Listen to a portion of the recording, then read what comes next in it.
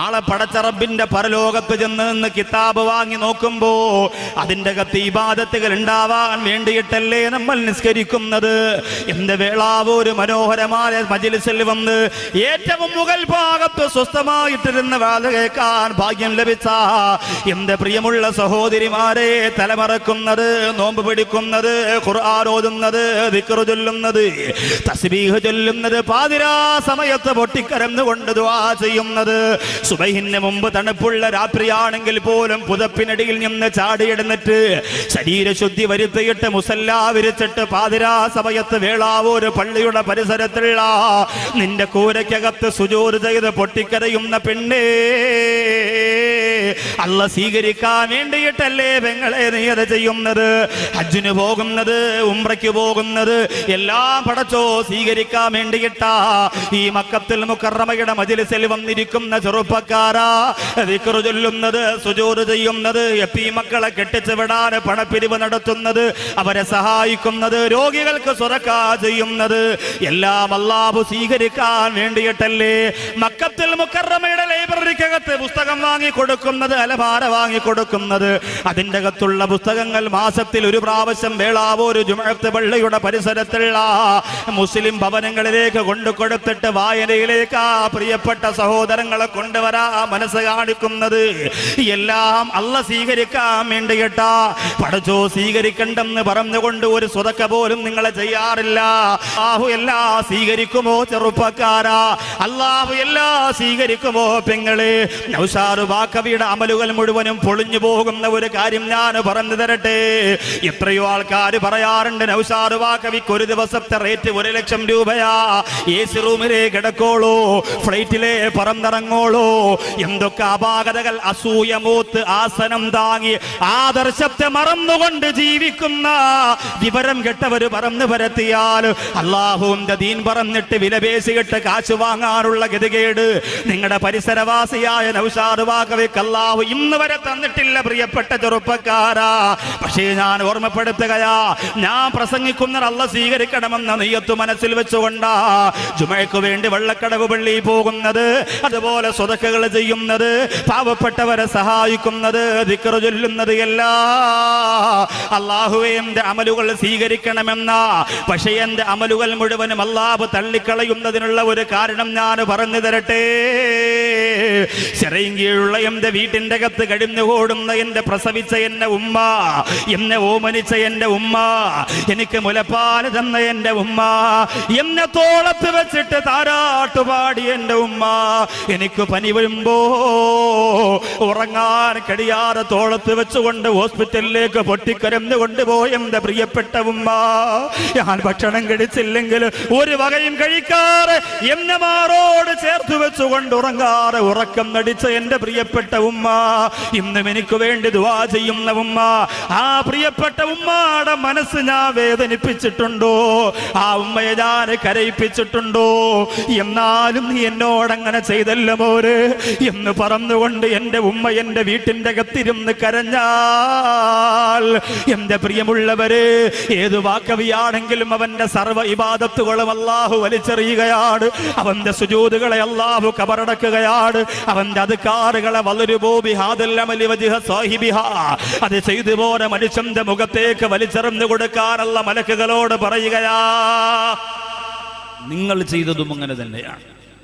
ഏതൊക്കെ സൽക്കർമ്മം ചെയ്തിട്ടുണ്ടോ മുഴുവനും അല്ലാഹ് പറയും, ഉമ്മായ വേണ്ടാത്തവന്റെ നിസ്കാരവും നോമ്പും അവന്റെ ഒടുക്കത്തെ ഹജ്ജ് ഒന്നും എനിക്ക് വേണ്ട, മുഴുവനും അവന്റെ മോന്തായത്തിലേക്ക് വലിച്ചെറിഞ്ഞു കൊടുക്കും. ഉമ്മ ആരാന്നവൻ അറിയട്ടെ. ആ ഉമ്മയെ എന്റെ വേളാവൂർ മജ്‌ലിസിൽ വന്ന ചെറുപ്പക്കാരാ, എന്റെ ഉമ്മ പെങ്ങന്മാരെ നമ്മൾ തിരിച്ചറിയണം. എങ്ങനെ തിരിച്ചറിയണം? ഉമ്മയുടെ പേര് ആരിഫ ബീവി എന്ന, ഉമ്മയുടെ വാപ്പാടെ പേര് അബ്ദുൽ ഖാദർ സാഹിബ് എന്ന, രണ്ടുപേരും പുത്തമ്പുരയ്ക്കൽ വീട്ടിൽപ്പെട്ടവരാ, വേളാവൂര് പഞ്ചായത്തിൽപ്പെട്ടവരാ. അങ്ങനെ അറിഞ്ഞാൽ പോരാ, അതൊക്കെ ഇന്ന് ബാക്കിയുള്ളതിനൊക്കെ നല്ലതുപോലെ നിങ്ങൾക്കറിയാം അല്ലേ. ഉമ്മാക്ക് റേഷൻ കാർഡ്, ഗ്യാസിന് പ്രത്യേകിച്ച് കാർഡ്, ഗ്യാസിന് കാർഡ്, ഗ്യാസ് ട്രബിളിന് കാർഡ്, എന്നെല്ലാത്തിനും കാർഡാ, ആധാർ, അങ്ങനെ ഒരുപാട് കാർഡുകളുടെ ബഹളമാണ്. എവിടെയെങ്കിലും അപകടത്തിൽ ആരെങ്കിലും ആക്സിഡന്റ് പെട്ടാൽ ആദ്യം ഹോസ്പിറ്റലിൽ കൊണ്ടുപോകുന്നതിന് പകരം പുറകിലിരിക്കുന്നവൻ പറഞ്ഞ കാക്കാരെ കാറിൻ്റെ ആദ്യം നുള്ളി പറക്കിയെടുക്കാനേ പറയാം. കാരണം അതിനുവേണ്ടി ഒരുപാട് ഓടേണ്ടി വരും. അതുകൊണ്ടാണ്. അപ്പോൾ അതുകൊണ്ട് സഹോദരങ്ങളെ, ആ സാധുവായ ഉമ്മയെ നമ്മൾ തിരിച്ചറിയണം. എങ്ങനെ തിരിച്ചറിയാനാണ്? ഉമ്മ എന്ന വാക്കിന്റെ അത്ഭുതത്തെ നമുക്ക് തിരിച്ചറിയാൻ സാധിക്കും. അല്ലാതെ വീട്ടിലേക്ക് കയറി ചെല്ലുമ്പോൾ ഉമ്മറത്തിരിക്കുന്നത് ഉമ്മയാണ് എന്ന് മനസ്സിലാക്കിയിട്ട് ഉമ്മ ഹലോ ഓക്കെ അങ്ങനെ കയറിപ്പോയാൽ പോരാ. അതിന് നിങ്ങളും വല്ലാത്ത മിടുക്കരാന്ന് എനിക്കറിയാം. അങ്ങനെ പോയാൽ പോരാ. എങ്ങനെ തിരിച്ചറിയും? ആരാണ് ആ ഉമ്മയുടെ അത്ഭുതത്തെ തിരിച്ചറിയിച്ചു തരുന്നത്? ലോകത്ത് ഉമ്മയെ കുറിച്ച് പഠിപ്പിക്കുന്ന ഒരേ ഒരു സ്ഥാപനം ഇന്ന് മദ്രസയല്ലേ ഉള്ളൂ. നിന്റെ ഉമ്മ ആരാണ്? ഉമ്മയോടുള്ള കടമ എന്താണ്? ഉമ്മയെ എങ്ങനെ ബഹുമാനിക്കണം? ആ മദ്രസയിൽ മക്കളെ പഠിപ്പിക്കാൻ കിട്ടുന്നതോ? ഇപ്പൊ തന്നെ സഹോദരിമാർ ഭർത്താക്കന്മാരോട് പറയും, അടുത്ത വർഷം എൻ്റെ കുട്ടിക്ക് 20 മിനിറ്റ് പോലും മദ്രസയിൽ പോകാൻ പറ്റൂല. അതെന്താടി അങ്ങനെ ആക്കിയേ? ഉസ്താദ് വല്ല പ്രശ്നമുണ്ട്? ഉസ്താദിന്റെ പ്രശ്നമല്ലേക്കാ, അടുത്ത വർഷം UKG-യിലല്ലേ. കാരണം ഈ വർഷത്തെക്കാളും കുറച്ച് ഞാൻ പഠിക്കണ്ടെന്ന് ഒരിക്കലും ഞാൻ പറയൂല. എൻ്റെ മക്കളെ ഏറ്റവും നല്ല ഭൗതിക വിദ്യാഭ്യാസം കൊടുക്കണമെന്ന നിയത്തിൽ തന്നെയാണ് ഞാൻ ജീവിക്കുന്നത്. പക്ഷെ അതെല്ലാം ബാക്കിയുള്ളതൊക്കെ കബറിന്റെ അടി കയറ്റിയിട്ടല്ല ചെയ്യാനുള്ളത്. ബാങ്ക് കേൾക്കുമ്പോൾ ബാങ്കിന് ശേഷമുള്ള ദുആ ചെയ്യുന്ന ഒരു ഡോക്ടറാക്കാൻ നിങ്ങളുടെ മക്കളെ അങ്ങനെ മാറ്റാൻ നിങ്ങൾക്ക് സാധിക്കും. ബിസ്മില്ലാഹിർ റഹ്മാനിർ റഹീം പറഞ്ഞുകൊണ്ട് ഓപ്പറേഷൻ തിയേറ്ററിന്റെ അകത്തേക്ക് കാലെടുത്ത് വെക്കുന്ന, കത്തിയെടുത്ത് ശരീരത്ത് വെക്കുന്ന ഒരു ഡോക്ടറാക്കാൻ, സത്യം മാത്രം പറയുന്ന ഒരു വക്കീലാക്കാൻ, നിയമത്തെ വളച്ചൊടിക്കാത്ത ഒരു പോലീസുകാരനാക്കാൻ, മിലിറ്ററി കുടിക്കാൻ വേണ്ടി മാത്രമാകാത്ത ഒരു പട്ടാളക്കാരനാക്കാൻ, അല്ലേ? അങ്ങനെ ഒരുപാട് കാര്യങ്ങളുണ്ട്. അവിടെയൊക്കെ അള്ളാഹു പടച്ച തമ്പുരാനെ മുൻനിർത്തിയിട്ട് സർവ്വ ജോലികൾ നമുക്ക് ചെയ്യാം. അള്ളാഹുവിനെ ഭയന്നുകൊണ്ട് വിദ്യാഭ്യാസ മേഖലകളിൽ ഈ സമുദായം ഇതുവരെ വന്നത് പോരാ. 100 ഇരട്ടി ആവേശത്തോടെ തിരിച്ചു വരണമെന്ന് ആണയിട്ട് തന്നെ ഞാൻ പറയുകയാണ്. പക്ഷേ അത് മദ്രസയെ 10 മിനിറ്റ് ആക്കിയിട്ട് പോരാ. അതിന് നമുക്കൊരു പരിഹാരം കാണാൻ സാധിക്കണം. അലിഫ് എന്ന് എഴുതിയിട്ട് അബുൻ എന്ന് പഠിപ്പിച്ചു കൊടുക്കുന്നു ഉസ്താദ്. അടുത്ത പാഠത്തിൽ ഉമ്മുൻ എന്ന് പഠിപ്പിച്ചു കൊടുക്കുന്നു ഉസ്താദ്. എന്നിട്ട് പറയും, ഉമ്മുൻ എന്ന് പറഞ്ഞാൽ ആരാ മക്കളെ? ഇപ്പൊ മക്കൾ മുമ്പ് ഇരുന്ന് നഖമൊക്കെ കടിച്ചിട്ട് പറയും അത് മമ്മിയാണ്. ഇന്ന് പിന്നെ ഉമ്മ എന്ന് വിളിപ്പിക്കുന്ന ഒരു ശൈലിയോട് പോലും നിങ്ങൾക്ക് വെറുപ്പാണ്. ഇച്ചിരി കാശൊക്കെ ഉണ്ടായി പോയാൽ മക്കൾ ഉമ്മായെ വിളിക്കണം എന്ന് ഉമ്മ പഠിപ്പിച്ചു കൊടുക്കുന്ന മക്കളെ ഉമ്മാന്ന് വിളിക്കരുത്, നാണക്കേടാ. എല്ലാ കൂതറകളും ഉമ്മാന്ന് തന്നെ വിളിക്കാം. അത് മാറ്റിയിട്ട് ഉമ്മി, അതുപോലെ അബി, ഉമ്മി, ഉപ്പി. അതൊരു സ്റ്റൈലല്ലേ? ആരെങ്കിലും വന്ന് വീട്ടിൽ ബെല്ലടിക്കുമ്പോ വാതിൽ വന്നിട്ട് ഉമ്മി ഇവിടെ ഇല്ല, ഉപ്പി ഇല്ല, അതുപോലെ വേറെ കുറെ സ്റ്റൈൽ, അങ്ങനത്തെ സ്റ്റൈലും പദങ്ങളുണ്ട്. ഉമ്മ എന്ന വാക്കിന് പകരം വെക്കാൻ വെല്ലുവിളിക്കുകയാണ്. ഒരു വാക്ക് നിങ്ങൾക്ക് ലോകത്ത് കൊണ്ടുവരാൻ പറ്റുമോ? കഴിയില്ല. ആ വിളിക്കൊരു സുഖമാണ്, ആ വിളിക്കൊരാനന്ദമാണ്. അത് പഠിപ്പിച്ചു തരുന്ന മദ്രസയോട് നമുക്ക് വെറുപ്പാണ്. നമ്മുടെ മക്കൾ 3-ാം ക്ലാസ് കഴിഞ്ഞാൽ ഒരു അത്ഭുതമാണ്, 4-ാം ക്ലാസ് കഴിഞ്ഞാൽ ഒരു അത്ഭുതമാണ്. ഉമ്മയെ കുറിച്ച് പഠിപ്പിക്കുന്ന സ്ഥാപനത്തിൽ നിന്നും മക്കളെ വലിച്ചഴച്ചു കൊണ്ടുപോയിട്ട് അമ്മായിയമ്മ കാണിച്ചാൽ ഉമ്മയുടെ സ്നേഹം നിന്റെ മക്കൾ പഠിക്കൂല. ഇന്ന് അമ്മായിയും മരുമക്കളും റിയാലിറ്റി ഷോ നടത്തുകയാണ്. അമ്മായി വിളിക്കുന്ന ഏറ്റവും വലിയ ചീത്തയ്ക്ക് ജഡ്ജസിന്റെ 50 മാർക്ക്, മരുമോടതിൽ കുറച്ചേ വിളിക്കുള്ളെങ്കിൽ മരുമോക്ക് 15 മാർക്ക് കുറച്ചേ കൊടുക്കുള്ളൂ. നല്ല ചീത്ത വിളിക്ക ട്രോഫി കൊടുക്കുന്ന കാലം. അമ്മ എന്ന സീരിയൽ നിന്റെ പ്രിയപ്പെട്ട മക്കളെ മടിയിൽ പിടിച്ചിരുത്തിയിട്ട് കാണിച്ചു കൊടുത്താൽ എന്റെ വേളാവൂരുള്ള പെങ്ങളെ, ഉമ്മയെ തിരിച്ചറിയാൻ നിന്റെ പ്രിയപ്പെട്ട മക്കൾക്ക് സാധ്യമല്ല. അങ്ങനെ സാധിക്കുമായിരുന്നു എങ്കിൽ കേരളത്തിലെ ഒരു പത്മശ്രീ നേടിയ ഒരു സിനിമാ നടൻ, നല്ല ഘനഗാംഭീര്യമുള്ള ശബ്ദത്തിന്റെ ഉടമയായ ഒരു സിനിമാ നടൻ, ചില അഭിമുഖങ്ങളിലൊക്കെ മാതാവിനെ കുറിച്ച് നിറകണ്ണുകളോടെ പറയാറുള്ള ആ സിനിമാ നടൻ കിംസ് ഹോസ്പിറ്റലിന്റെ അകത്തടത്ത് കിടന്ന് ഈ അടുത്ത സമയത്ത് മരണപ്പെടുകയുണ്ടായി. അപ്പൊ പരസ്പരം നിങ്ങൾ മനസ്സിലായിരുന്നു മറ്റേ അതൊക്കെ നമുക്ക് നല്ല അറിവാണ്. ആ സിനിമാ നടൻ 25 കൊല്ലങ്ങളോളം തന്റെ മാതാവിനോട് പിണങ്ങിക്കഴിയുകയായിരുന്നു സഹോദരങ്ങളെ. 25 കൊല്ലങ്ങളോളം മരിക്കുമ്പോഴും ഇണങ്ങിയിട്ടില്ല. സിനിമാ ലോകത്തിന് പറഞ്ഞു കൊടുക്കാൻ പറ്റും. എങ്ങനെ പറഞ്ഞു കൊടുക്കാൻ പറ്റും? പ്രസവിക്കുന്നത് വീഡിയോയിൽ പിടിച്ച് കാശാക്കാൻ നിൽക്കുന്ന സിനിമാ ലോകത്തിന് മാതൃത്വത്തിന്റെ മഹിതത്തിന്റെ മണ്ടയിൽ ചവിട്ടിയിട്ട് നൃത്തം ചെയ്യുന്ന കലിയിളകിപ്പോയ ആ സിനിമ എന്ന് പറയുന്ന കലയ്ക്ക് മാതാവിന്റെ മാധുര്യം പഠിപ്പിച്ചു കൊടുക്കാൻ കഴിയോ? എന്റെ അഭിപ്രായത്തിൽ കഴിയില്ല, ഇതുവരെ കഴിഞ്ഞിട്ടില്ല. അങ്ങനെയാണെങ്കിൽ ആറ്റം ബോംബും ഭീരങ്കിയും മിസൈലും ബീജബാങ്കും ഹൃദയവും കരളും പോലും വില കൊടുത്ത് വാങ്ങാൻ കഴിയുന്ന ഈ കാലഘട്ടത്തില് എന്തെല്ലാം കണ്ടുപിടിച്ചു പോയി നമ്മുടെ ശാസ്ത്രലോകം. എന്റെ സഹോദരങ്ങളെ, അവർക്കൊന്ന് പറഞ്ഞു തരാൻ പറ്റോ? മാതാവിന്റെ സ്നേഹത്തെക്കുറിച്ച് അവർക്കൊന്ന് പറഞ്ഞു തരാൻ പറ്റോ? പക്ഷേ അല്ലാഹുവിന്റെ പരിശുദ്ധ ഖുർആൻ നിന്റെ വീട്ടിന്റെ അകത്ത് ആർക്കും വേണ്ടാതെ അടുക്കി വെച്ചിരിക്കുന്ന അല്ലാഹുവിന്റെ ഖുർആനും എടുത്ത് നിവർത്തി നോക്കിയാൽ ആ ഖുർആൻ പറഞ്ഞു തുടങ്ങുന്നുണ്ട് ഉമ്മയെ കുറിച്ച്, ആ ഖുർആൻ പറഞ്ഞു തുടങ്ങുന്നുണ്ട് മാതാവിനെ കുറിച്ച്. വവസ്സൈനൽ ഇൻസാന ബിവാലിദൈഹി ഇഹ്സാനാ ഹമലതുഹു കുർഹാ വവലഅതുഹു കുർഹാ. അല്ലാഹുവിന്റെ ഖുർആൻ പറയുന്ന മാതാവിന് സ്ഥാനക്കയറ്റം കിട്ടാനുള്ള കാരണമെന്ത്? മാതാവിനെ കുറിച്ച് ആവേശത്തോടെ ഇസ്ലാം പറയാനുള്ള കാരണമെന്ത്? പ്രധാനപ്പെട്ട രണ്ട് കാര്യങ്ങളാ ഖുർആൻ പറയുന്നത്. ഹമലതുഹു കുർഹാ, ഒരുപാട് ബുദ്ധിമുട്ട് അനുഭവിച്ചിട്ടാണ് ഉമ്മ നിന്നെ ഗർഭം ധരിച്ചത്, ഗർഭം ചുമന്നത്. ഹമലതുഹു കുർഹാ, കഷ്ടപ്പെട്ടുകൊണ്ട് നിന്നെ ചുമന്നു. അതത്ര ചെറിയ കാര്യമല്ല. 9.5 മാസം അല്ലെങ്കിൽ 10 മാസം നിന്നെ ചുമന്നുകൊണ്ട്, ചിലതൊക്കെ 10 മാസം ആയാലും വെളി വരില്ല. അങ്ങനെ പല രീതിയിലൊക്കെ മരുന്ന് കഴിച്ചിട്ട് നിന്നെ ചുമന്നുകൊണ്ട് നടക്കുന്ന നിന്റെ ഉമ്മ, അതത്ര നിസ്സാര കാര്യവുമല്ല. നിങ്ങൾ പറയാം അതിനേക്കാളും വലിയ ഭാരമൊക്കെ നമുക്ക് ചുമക്കാൻ പറ്റും. പക്ഷേ ഇതുപോലെ പൊക്കിൽ കൊടിയുമായി അറ്റുപോകാതെ കുരുങ്ങിക്കിടക്കുന്ന ഒരു ഭാരം വയറ്റിന്റെ അകത്ത്, അത് കേവലം വളർന്നുകൊണ്ടിരിക്കുന്നു. അതിനിടയിൽ മാനസികമായ ടെൻഷൻ ഉണ്ട്. അല്ലാഹുവേ, വയറിനകത്ത് കുഞ്ഞ് അനങ്ങുന്നുണ്ടോ, കുലുങ്ങുന്നുണ്ടോ, അതൊക്കെ പരിശോധിക്കുന്നുണ്ട്. ഇതൊക്കെ നോക്കണം, അതിന്റെ കൂടെ ജോലി ചെയ്യണം. ഇന്നത്തെ സഹോദരിമാർക്ക് പിന്നെ ഗർഭവതിയാണെന്ന് അറിഞ്ഞാൽ മതി, ഭർത്താവ് എപ്പോഴും AC കൊണ്ടിരുത്തി ചാരിയിരുത്തി ആപ്പിളും എല്ലാം കൊണ്ട് കൊടുത്ത്, മോളെ അനങ്ങരുത്, കുലുങ്ങരുത്, എൻ്റെ വിത്താണ്, തകർക്കണം അതൊക്കെ പറഞ്ഞ് എല്ലാം കൊണ്ട് കൊടുത്ത് സെറ്റപ്പാണ്. പണ്ടങ്ങനല്ല. 1 വയറ്റിൽ, 2 എണ്ണം കട്ടിലിൽ, 3 എണ്ണം തൊട്ടിലിൽ. 1 മണിക്ക് തൻ്റെ കുടുംബനാഥൻ വീട്ടിലേക്ക് പാടത്ത് പണി കഴിഞ്ഞു വരുമ്പോൾ കഞ്ഞിയും ചമ്മന്തിയും ചീനി പുഴുങ്ങിയതൊക്കെ തയ്യാറാക്കി വെച്ചില്ലെങ്കിൽ കരണക്കുറ്റിക്ക് 3 എണ്ണം വേറെ ഇരിക്കും.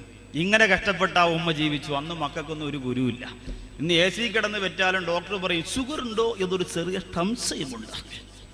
7ാമത്തെ മാസം കൊണ്ട് ടെസ്റ്റ് ചെയ്ത് നോക്കുമ്പോൾ ഡോക്ടർ പറയും തല തിരിഞ്ഞാണല്ലോ കിടക്കുന്നത്. അപ്പോഴത്തന്നെ ഈ ഭാര്യ പറയും അത് പിന്നെ വാപ്പായ പോലല്ലേ വരുള്ളൂ, വാപ്പ തിരിഞ്ഞാൽ പിന്നെ മോൻ എങ്ങനെ തിരിയാതിരിക്കും. അപ്പൊ ഇതൊക്കെ സംഭവിക്കുമ്പോഴും ഉമ്മ അത്ഭുതം തന്നെയാണ്. ഖുർആൻ പറയുന്നത് അതാണ്. ഉമ്മായുടെ സ്നേഹത്തെ കുറിച്ചല്ല ഖുർആൻ പറഞ്ഞത്. ഉമ്മാക്ക് ഈ വിലയുണ്ടാവുന്നതിന്റെ കാരണം സഹോദരിമാരിപ്പം മുകളിലിരുന്നുകൊണ്ട് പറയണോ അടിപൊളിയടി, ഇന്നെല്ലാം നമ്മളെ കുറിച്ച് മാത്രമേ ഉള്ളൂ.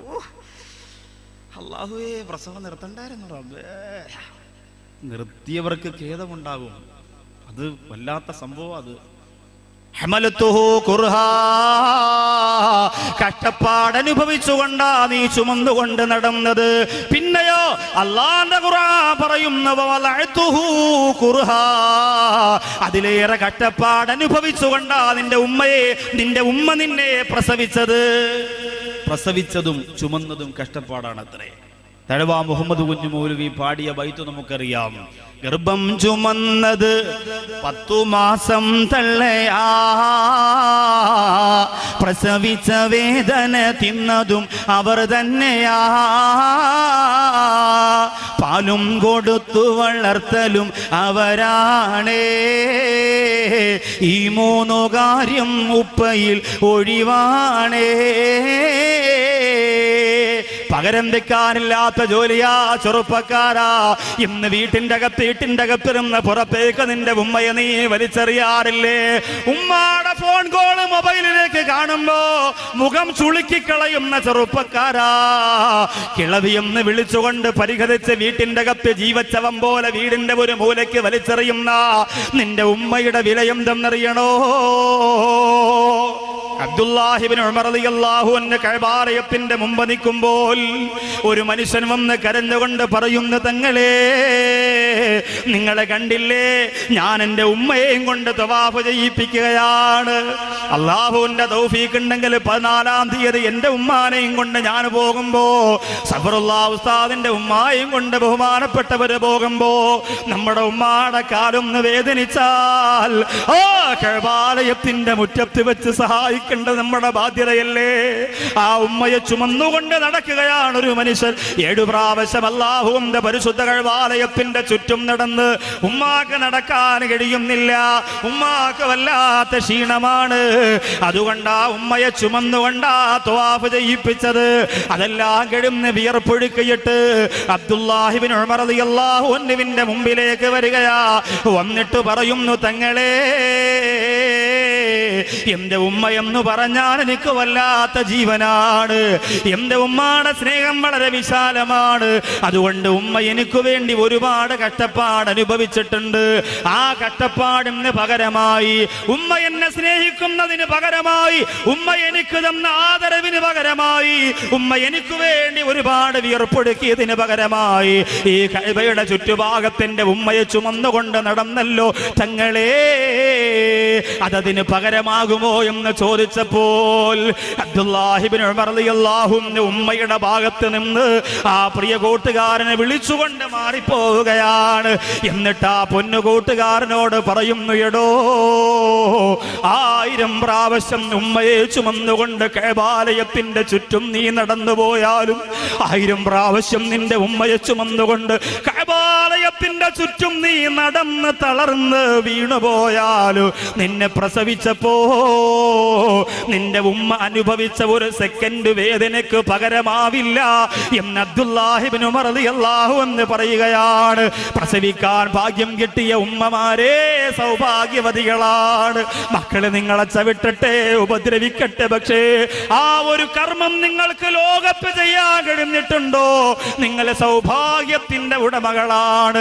പടച്ചവനെ, വിവാഹം കഴിഞ്ഞ് 10 കൊല്ലമായി, 15 കൊല്ലമായി, 20 കൊല്ലമായി ഒരു കുഞ്ഞ് ലഭിക്കാതെ നേർച്ചകളും വഴിപാടുകളും ചികിത്സകളുമായി പണം മുടക്കി കാത്തിരുന്നിട്ട് സങ്കടത്തോടെ ആരെങ്കിലും ഈ സരസിൽ വന്നിരിക്കുന്നുണ്ടെങ്കിലല്ലോ, ഇന്നത്തെ ഈ വിഷയത്തിന്റെ മാഹാത്മ്യം കൊണ്ട് അവർക്കതിനൊരു പരിഹാരം കൊടുക്കണേ അല്ലാ. അപ്പോൾ 1000 പ്രാവശ്യം കഅബാലയത്തിന്റെ ചുറ്റും നിന്റെ ഉമ്മയെ നീ ചുമന്നുകൊണ്ട് നടന്നാലും